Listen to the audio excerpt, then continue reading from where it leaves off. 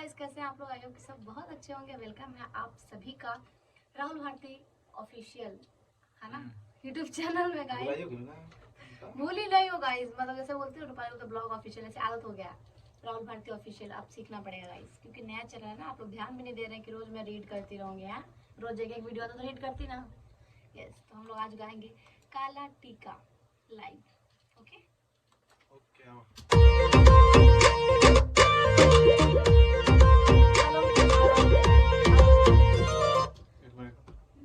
देखिए के रूप अनूप भई हमारा के तोहरा से प्यार। ओके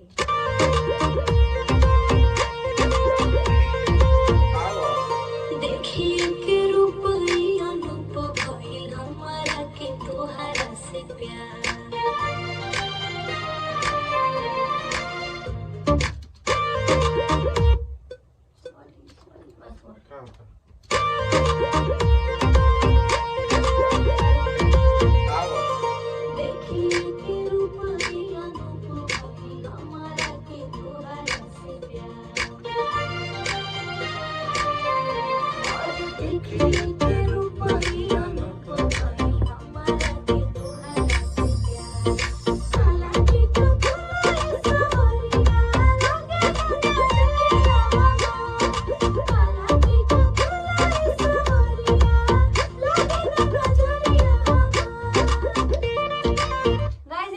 बट मैं अभी एक बार ही गा रही हूँ तो बैलेंस करना पड़ रहा है। वो देखिए के रूप अनूप भई हमारा के तोहरा से प्यार।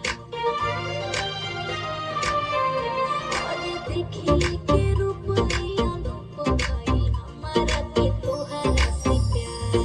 काला टीका काला सवरिया लगे नजरिया हमार। काला टीका काला सवरिया लगे नजरिया हमार।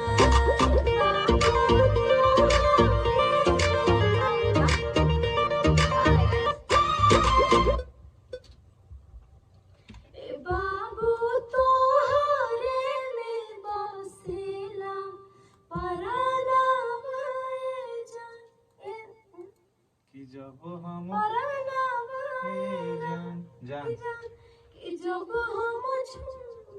हम देखिला तो झूमे हमरो मनाए जान।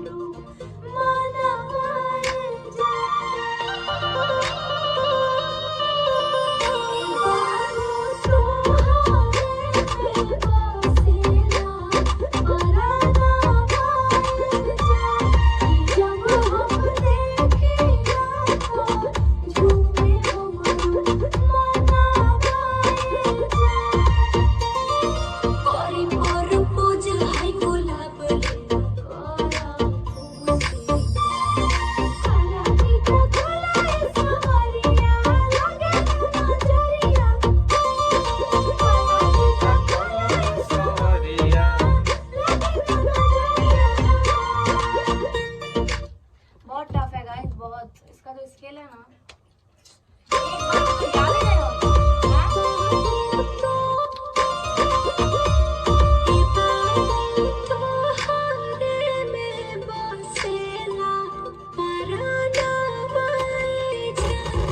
जब हम देखिला तो झूमे हमरो मनावाए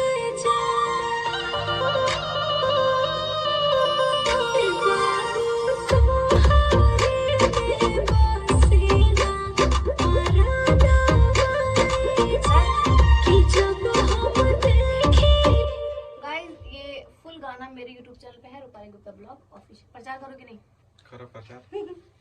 जाइए सुनिए और खूब मजा लीजिए। हाँ, और एक गाना और आया है मेरा जो कि बहुत कंट्रोवर्सी हो रहा है, बाप की कमाई, है ना गाइस। वो गाना मैं मेकिंग वीडियो बनाई थी, पहला मेकिंग वीडियो इस चैनल पे वही है। आप लोग चैनल में जाके चेक करिएगा ना। अगर खराब लगे ना गाइस तो प्लीज प्यार दे के जाना, गाली मत देना। मैं इंस्टाग्राम पे सुन सुन के परेशान हो गई हूँ गाइस। तो पहले जाइए मेकिंग वीडियो नीचे देखिए और कमेंट करिए, क्योंकि नेक्स्ट वीडियो में मैं बताऊंगी क्या कंट्रोवर्सी है ना।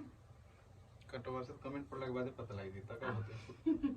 और गाइस कमेंट पढ़ लीजिएगा। और मेरा इंस्टाग्राम आईडी है Rupali Gupta official and Rupali Gupta singer Rupali Gupta, sorry singer Rupali Gupta और रूपाली गुप्ता ऑफिशियल, ठीक है।